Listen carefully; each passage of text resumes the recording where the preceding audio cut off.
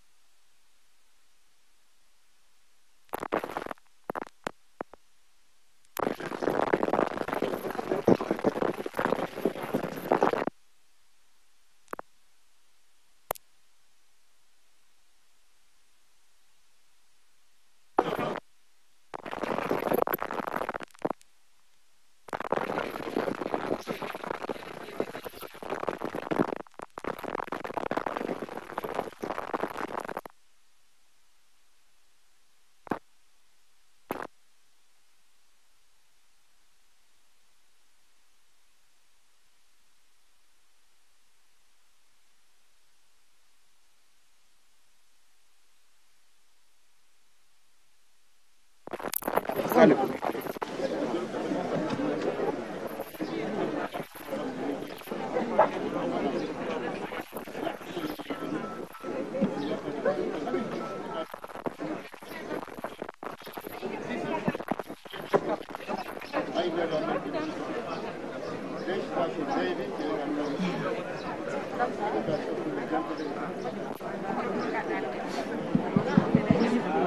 Donc le représentant de l'Assemblée nationale, Maître Djibril War.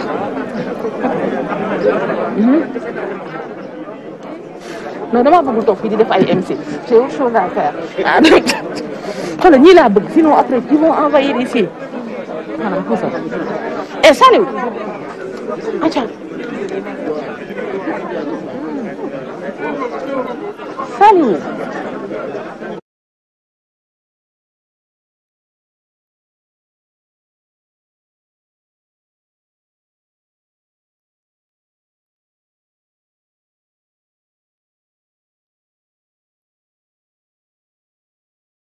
Leral TV di ak télé bu bees bu indi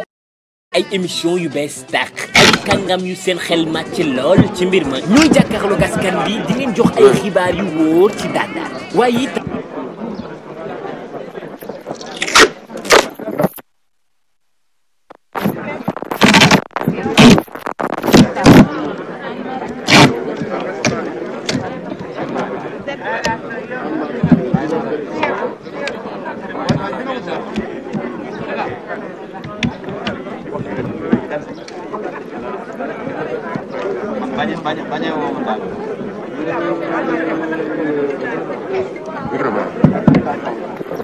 Ok, merci. Voilà.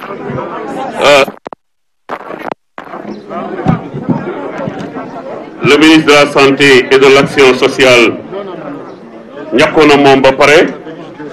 le premier ministre Souleymane Ndéné Ndiaye ñàkkoon na ba pare ñi ngi di gis ni l'honorable député Djibril War mi ngi taxaw léegi ñi ngi koy def enquête yi préliminaires yi gis nañ ne mi ngi summi mbubu mi aussi pour génne loxo bi pour mën a ñàkku mais gis nañ aussi le ministre des Affaires étrangères mi ngi taxaw moom it dend ak docteur Marie Khemesse Ngom Ndiaye mais wax nañ leen aussi ne leen le professeur Moussa Seydi dina ñëw léegi pour jël vaccin am le professeur Mamadou Diarra Bèye dina ñëw léegi pour jël vaccin am mais bu leen fàtte ni le professeur Serigne Magaye Gueye mi ngi fi moom tam dina ñëw léegi pour ñàkku waaye nag le professeur Anta Tall Dia moom tamit mi ngi fi dina ñëw léegi pour ñàkku bàjjenu gox yi Ndeye Fatou Diallo la présidente dina fi jaar léegi ñàkku mais aussi bu leen fàtte ni ministre de la femme de la famille Ndeye Saly Diop Dieng moom tamit dina ñëw léegi pour ñu ñàkku ko ce qui implique qu'aujourd'hui le ministre de l'éducation Mamadou Talla moom tamit mi ngi fi dina ñëw ñàkku le directeur de l'hôpital principal dina ñëw ñàkku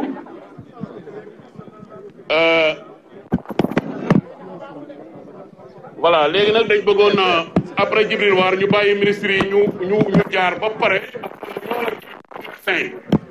médecin yi tamit ñu tegale leen bu ñu paree xam nga le président des imams et oulémas imam Moustapha Gueye mi ngi toog moom tam di xaar pour ñàkku le président des communicateurs traditionnels Pape Mansour Mbaye dina jaar léegi moom tam pour ñàkku mais aussi les acteurs communautaires Baytir Samb mi ngi ci biir dina ñëw moom pour ñàkku après dinañ leen defal liste boobu yëpp ngeen gis ces Sénégalais voilà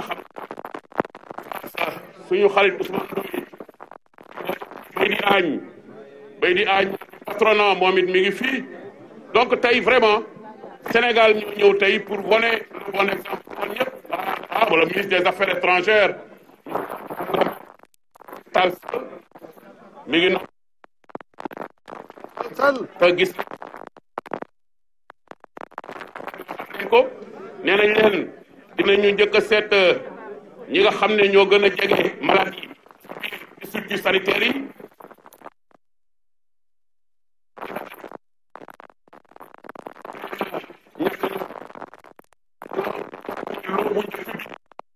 moom 200 000 vaccins la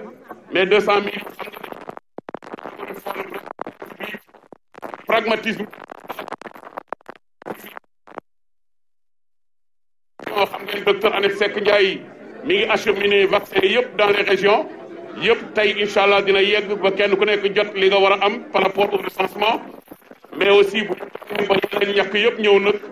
dina gën a yaatu mais xam ngeen ne aussi am na loo xamante ni bii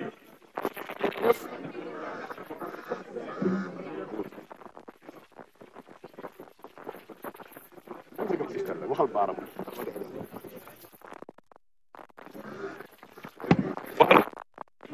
donc ministère de la santé et de la sociale le ministre tey collègue am yu gouvernement bi kii toog mooy maître Aïssata Tall Sall maa ngi gis Mamadou Talla mu taxaw na le suñu yaay nag moom day Sali Diop Dieng mi ngi noonu moom tam ci biir toog gis nañu ne aussi le patronat est là mais aussi les partenaires sociaux xam nga Mballo Dia Thiam mi ngi fi xam naa li nga daan pikiraate dans ta vie tey moom foog ñu pikir la mën ta ñàkk pour montrer aux yeux du monde que tey agent yi nga xam ne dañu daan pikiraate yëpp tey dinañ leen pikir pour wan leen affaire yi voilà donc après bu ñu jógee ci loolu tey dinañu def xayma pour wan nag nit ñi ne leen yëf yi départ na Abdoulaye Diouf Sarr lancé na ko mais gis ngeen ne professeur Magaye Gueye nga xam ne moom tamit dina fi jaar léegi ak professeur Moussa Seydi professeur Mamadou Diarra Bey dina fi jaar léegi professeur Anta Tall Dia professeur Mamadou Ba ñooñu dinañu fi jaar léegi suñu jaaree bu ñu paree bàjjenu gox yi seen présidente dina fi jaar imam yi imam Moustapha Gueye suñu présidente suñu papa jooju dina fi ñëw léegi bu ñu paree ñi nga xam ne mooy Pape Mansour Mbaye président des communicateurs moom it dina fi jaar léegi xam ngeen ne aussi le directeur de la prévention moom it su ministre yi paree moom it dinañu ko ñàkk mais directeur u SNEIPS Ousmane Gueye suba gu jot mu nekk di def débat ci rajo yi moom it dina fi jaar su fi jaaree yooyu yëpp c'est pour montrer ak Fatou Mbaye Sylla directeur des établissements publics de santé loolu yëpp c'est pour montrer aux gens que lii leen ñii nga xam ne seen xam-xam dafa màcc Mamadou Ndiaye journaliste yi moom la ñuy waxal ni voilà xam nga tey presse nationale internationale yëpp ñu ngi fii tey ci Sénégal pour dégg nga maam di doxal ñàkk bi tax Sall ñàkku na ba pare dafay toog nee nañu boo il a 2 minutes voilà Anta sama liste nit baax liste bi sama liste gis naa ndeysaan léegi nañu may léegi ministre Mamadou Talla mi ngi doon taxaw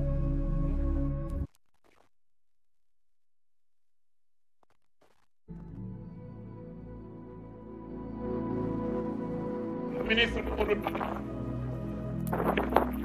national léegi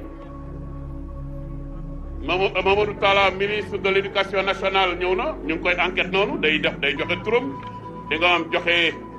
ay atam joxe kañ la judd ñu laaj ko ay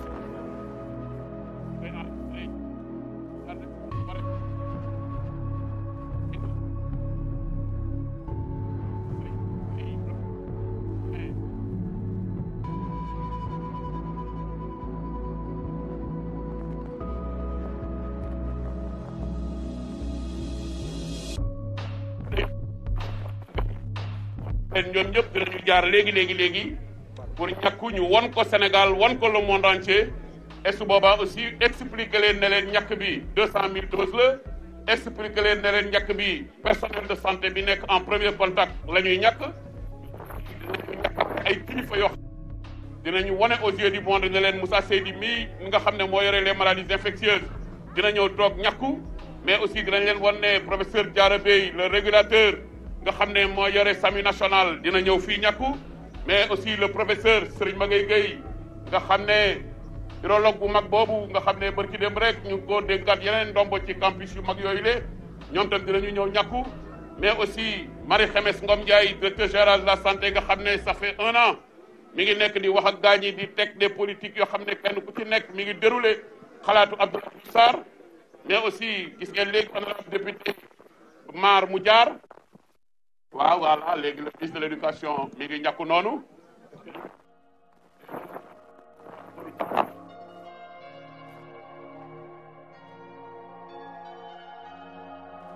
yàlla Sénégal ñu may ma rek su Pape Mansour ñëwee nañ ñu ko wax parce que mënatul toog lu yàgg pour ñu mën ko ñàkk mu mën a dem après professeur Moussa Seydi gis naa ko mi ngi noonu ndeysaan dend ak Marie Khemesse dend ak DP mais Mballo Dia Thiam aussi mi ngi foofu taxaw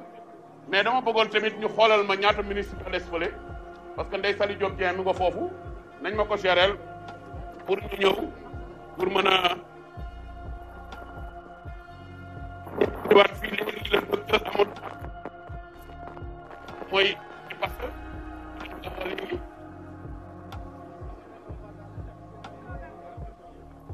on ira vers les chapiteaux mais dafa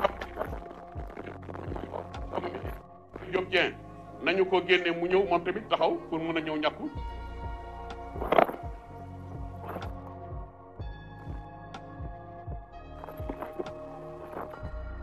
Diarra Bèye dina fi jaar wax nañ leen ne Abdoulaye Bousso nga xam ne moo yor kuus moom tam dina fi jaar li le général man di xaaraale Gérard Diène nga xam ne bi mooy vicaire bi dina fi jaar avec de Dakar dinañu ordre des médecins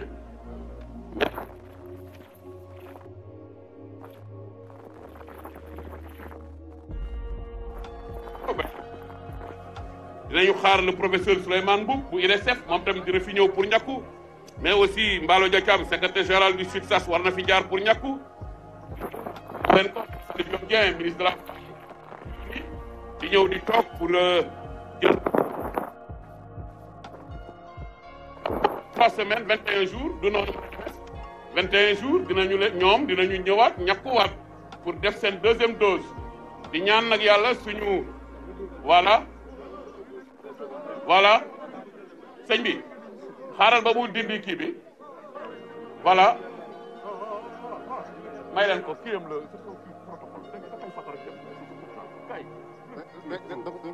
voilà donc je crois que aujourd'hui dafa mel ne dama gis fële ci ginnaaw général ndeysaan xoolal doomu Sénégal yu mag yi rek xoolal Moussa Seydi xoolal ndeysaan professeur seen dendandoo bi système de santé sénégalais dama leen koy wax toujours nee naa leen tey jii am nañu loo xamante ni bii yàlla moo ko système am mu dajale kàngam yu mag yi yëpp ñu àndandoo ñun ñëpp tey jii ndeysaan bi ñàkku pour war waa Sénégal ne leen feebar bi dinañu xeex ak moom ba dem boîte vocale mais dinañu xeex ak moom dama leen ne léegi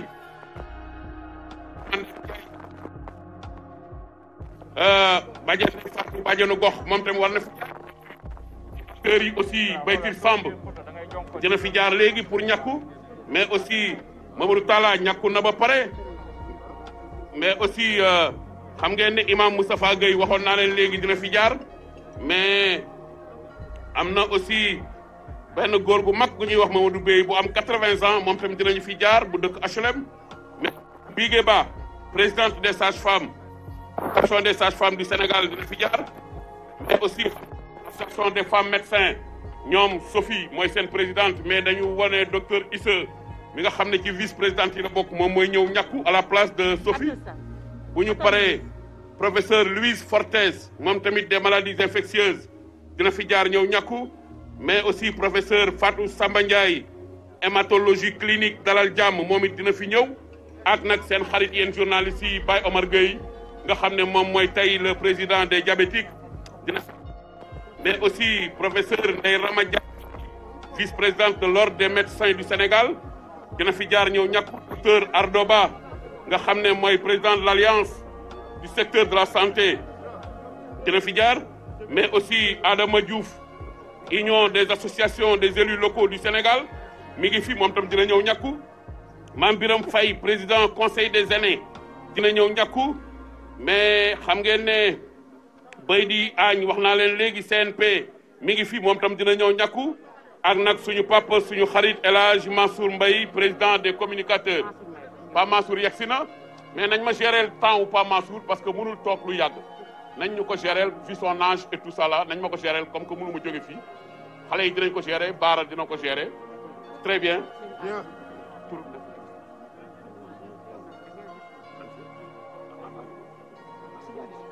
ah dégg naa sama sang sama xarit sëñ Adi si mi ngi fi si Malick ñëw na rek ndeysaan assister lii xool ko ndax moom koo xam-xam ne lu Sénégal di yëngu day ñëw fekkee lu Sénégal di yëngu day ñëw toog jërëjëf madame le ministre. léegi nag kii di ñàkku nag mooy Marie Khemesse Ngom Ndiaye Marie Khemesse Ngom Ndiaye moo ñàkku nii mais nag tey CNG bi la fi toogal directeur général de la santé mais ci ginnaaw maa ngi gis professeur Moussa Seydi ndeysaan gis professeur Magueye ñi ngi dend ak Mballo Dia Thiam système de santé baa ngi nii lii la ñu am et je disais aux uns et aux autres que le Sénégal a 79 districts de santé le Sénégal a 104 centres de santé 1415 postes de santé le Sénégal compte aujourd'hui 2676 cases de santé 36 hôpitaux fonctionnels 4 hôpitaux yuy waaju ubbi ndax nag ce qu'on li ñuy ñaan yàlla mooy fi ñu jëm dañ ko war a ñame fi ñu jëm ak suñu doom yi dañ ko war a téye fi ñu jëm Abdoulaye Diouf Sarr jiite ko ñu ànd ak moom di liggéey di lu ko Sénégal yëpp xam am na ñu xarañ ci wàllu woowu am nañu ay doomu réew mi yoo xam ne professeur Anta Tall Dia moom comité consultatif des grands pour le vaccin au Sénégal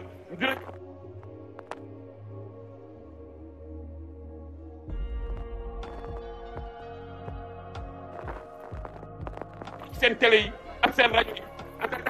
jabal ñuy waxtaan ak yéen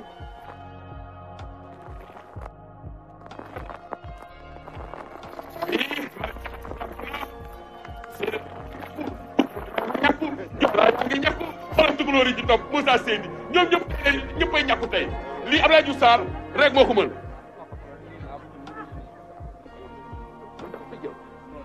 non non après bu ministre bi génn la c'est après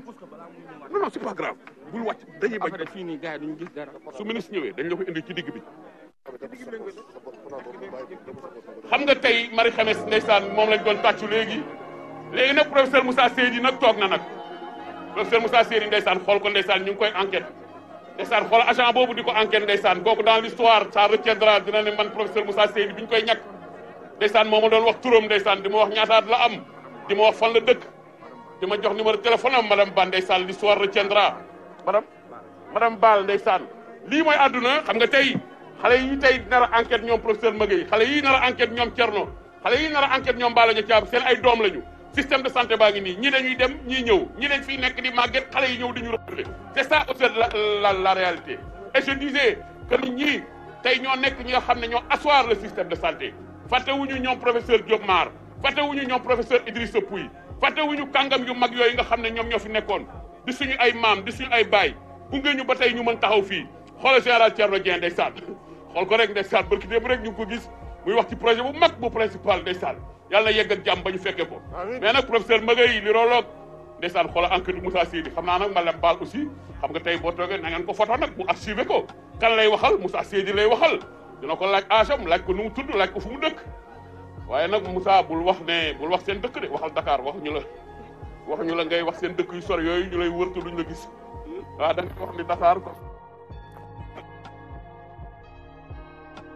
kenn amul seen presse rôle bu mag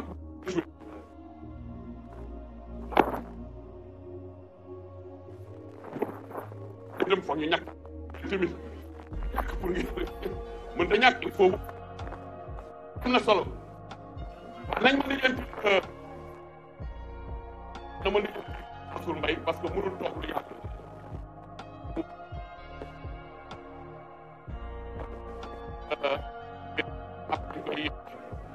tax voilà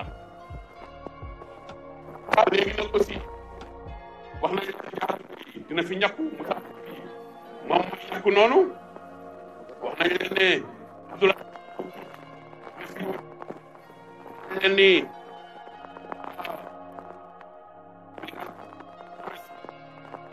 professeur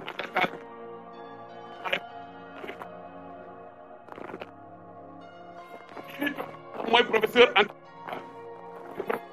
comité consultatif vaccin tey vaccin yi ngeen bi kii mooy professeur am tuuti kale yi ñi ngay waxtaan ak waa réew qualité ñooy expliqué réew mi anek fekk tamit dafa am liggéey bu wut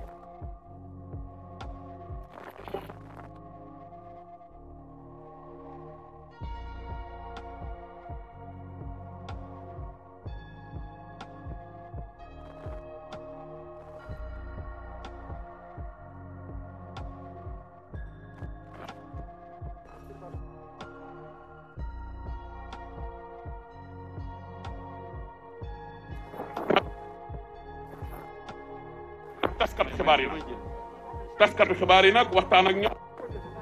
expliqué leen gars yi laaj ko tontu xam ngeen loolu dafa am solo xam ngeen docteur Boli Diop moom mooy président ordre des médecins mais kooku bu ngeen xamoon liggéey bu rëy bi muy def aussi ci wàllu corona bi di ngeen xam ne préparé wu xam nga professeur Souleymane Mboup war na fi ñëw ci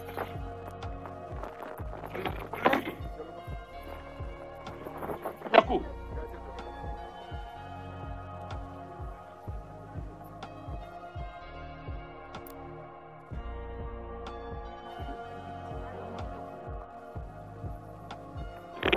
ñu bëggoon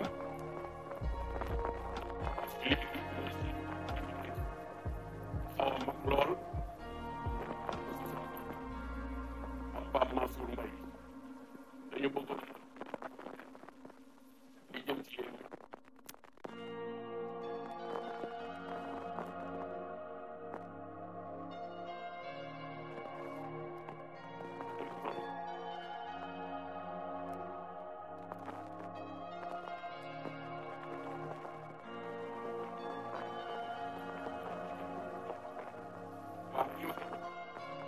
naa leen ne leen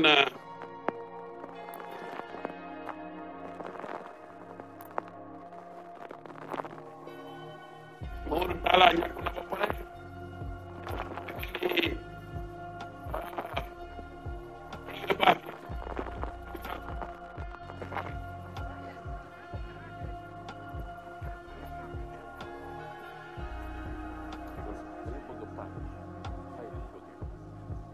ndeysaan Adama Diouf a ngi nale moom kenn mooy président des élus mi ngi foofu Adama Diouf wax naa leen Ousmane Ndoye itam mi ngi fii président fële maire Fass Gueule Tapée Colobane mi ngi fii mais professeur Fatou Samba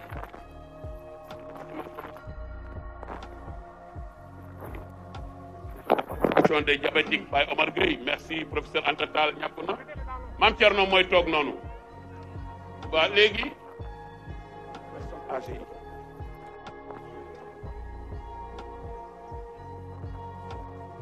Marthe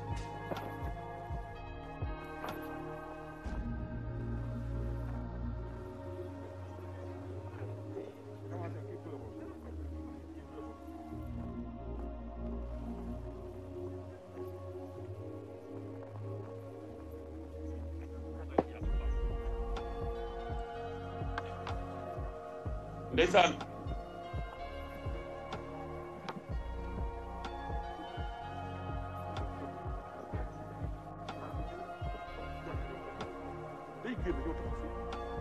xam ngeen ni tey lii nga xamante ni bii dañ ko fii def tey dafa nekk lu am solo Abdoulaye Diouf Sarr wax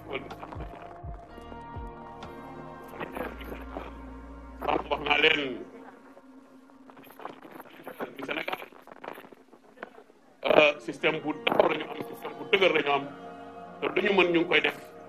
pour que yëf yi gën a leer ci bopp nit ñi wax naa leen aussi bu ngeen demeen tey ba rencontré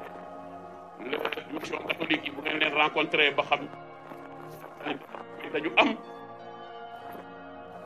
am aussi presque une centaine de postes de santé am ci un hôpital Saint-Jean-de-Dieu ba ñoo seen taxawaay ci wàllu système de santé ñun ñëpp xam nañ ko voilà c'est ça.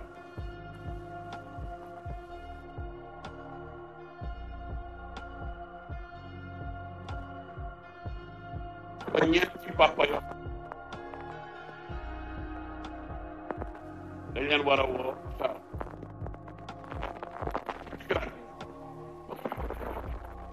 waaye tey yow la ñuy wax sumeekul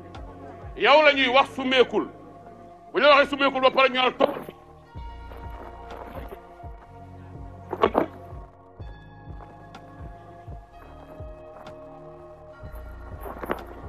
mi ngi fi moom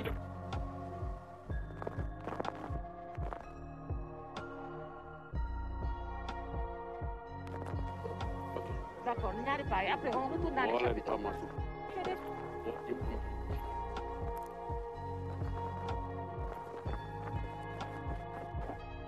waaw.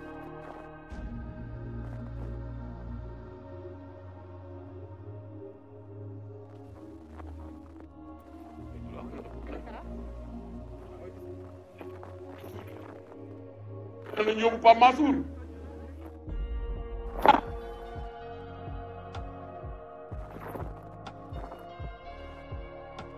bu ñu yoree micro c'est grâce à ce vieux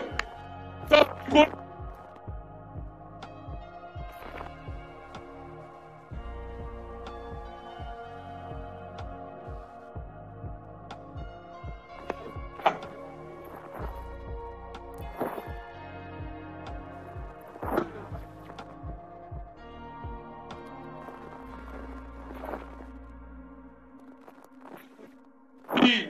mais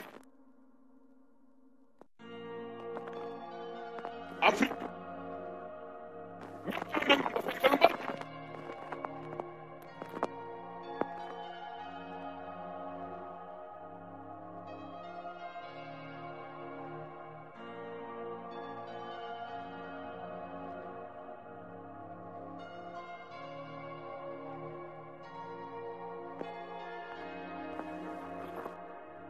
tey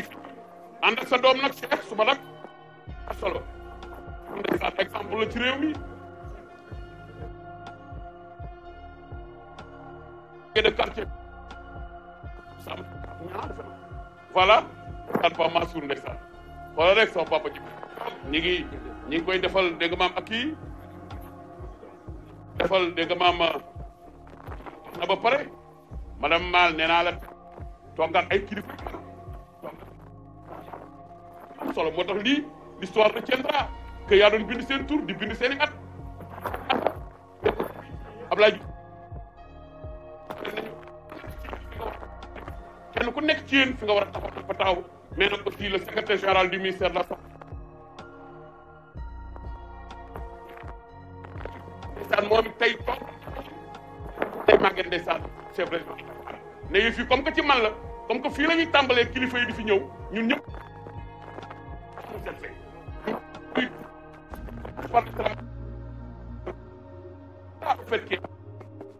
je parlais du dispositif sanitaire concernant des district de santé.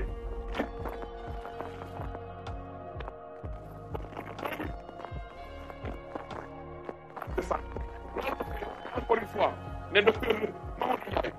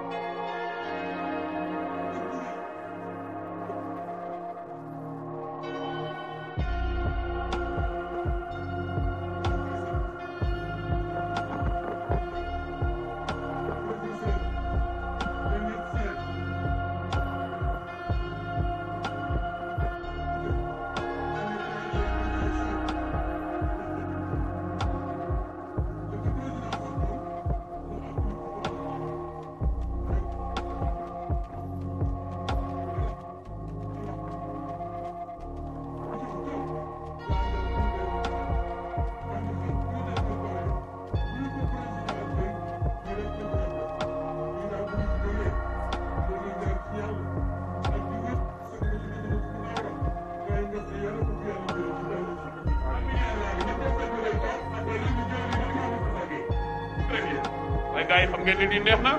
suñu papa ngi noonu wax Sénégal lii la ñu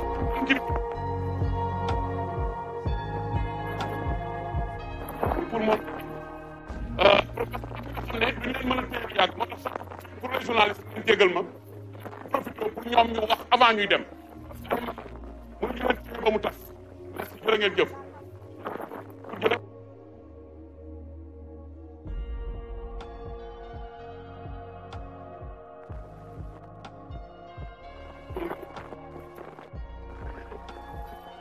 boo ko déggee dafa koy visité jël lépp dem sama yoon docteur Mbaye gis nañu liggéey bi gis nañu ni taxaw gis nañu ko desam professeur Mbaye nag moo toog nii mooy urologue bu mag boobule xam ne tey moo daan wax nit ñi sumeeku leen moo daan wax nit ñi ay ko toog sumeekul professeur lii ko la yaram lii day wane encore une fois nii maa fi docteur bis ñëw infirmière docteur moo waral tey lii professeur Maguette ñëpp toog ndeysaan gis naa bay di añ CNP mi ngi doon taxaw di waxtaan ak docteur Ousmane Gueye den ak ñoom Ngone Ngom ak Baara ci kanam dinañ ma ko indil moom it mu ñëw ñàkku ndeysaan xoolal ma lii rek wax naa leen sànq aussi nañ ma préparé le vicaire bi Abbé Gérard moom tamit dafa war a génn ñëw mais imam Moustapha Gueye aussi ko fi waaw xam nga docteur Mamadou Ndiaye moom kenn du ko gërëm dañ koy ñaanal moom service am ndeysaan waa direction de la prévention mais aussi waa DLM ndeysaan tey service yi ndeysaan kenn ku nekk mi ngi taxaw directeur hôpitaux yi ñëpp ñi ngi taxaw voilà et puis nañ ma génneel Ousmane Ndoye aussi le premier maire bi nga xam ne depuis ce matin la ñëw Ousmane Ndoye waaw nañ ko woo mu génn moom it maire Fass Gueule Tapée na génn ñëw taxaw nii moom tamit parce que gis naa gars yi doon wax maladie sumeeku leen yëpp ñu ngi sumeeku ñoom baal nga jàmm ñëpp a ngi sumeeku bañ a sumeeku ñëpp ay sumeeku ñu ñàkk leen waaw xoolal Ousmane Ndoye moom enregistré buñ ko sax mu sumeeku dama lii gën mos koo gis mais Annette Seck lu muy def foofu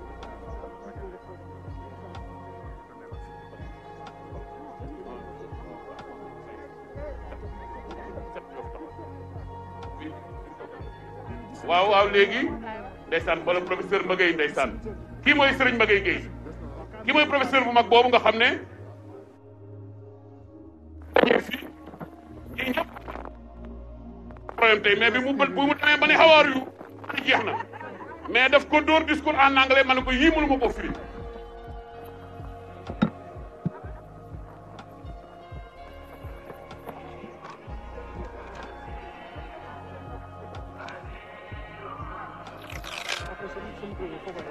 mingol bi moom laa def fii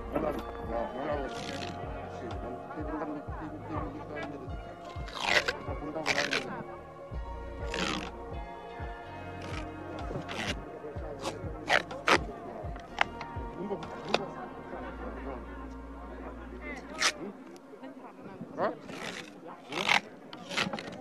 waaw si waaw waay xaaral ma ñëw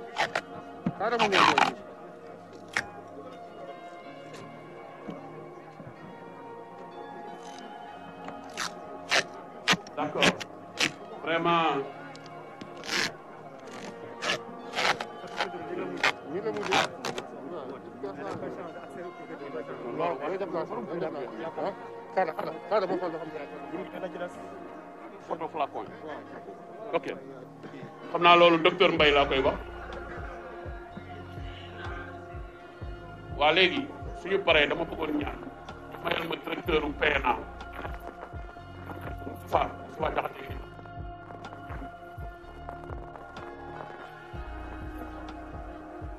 voilà yéegale sa bopp parce que moom amul bu ñu fàtte ni aussi ministre day def déclaration à 11h.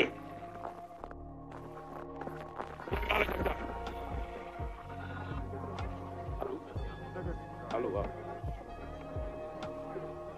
yow nekkoo ci liste bi waaye dama nga liggéey mën nga liggéey. non mën nga liggéey amul problème waaw mën nga liggéey ok. léegi maam Birame Faye ñëw na. xam nga léegi nii dama leen ñaanoon ne leen dañu am ay papa yu fi nekk yu am 80 ans toogaay bi ñu toog dafa yàgg ñu leen di ñaan pour ngeen may ñu ñàkk suñu papa parce que président des imams et oulémas Moustapha Gueye président des aînés du Sénégal des personnes âgées ñooñu la ñu bëggoon ñu may ñu ñàkk leen.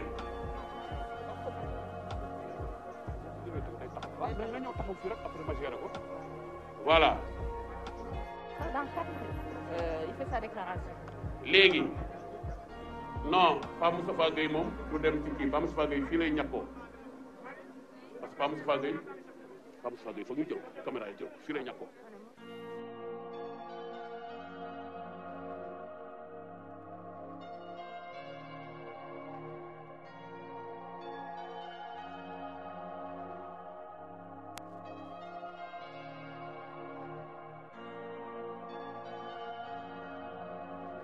di amal ay jotaay yu am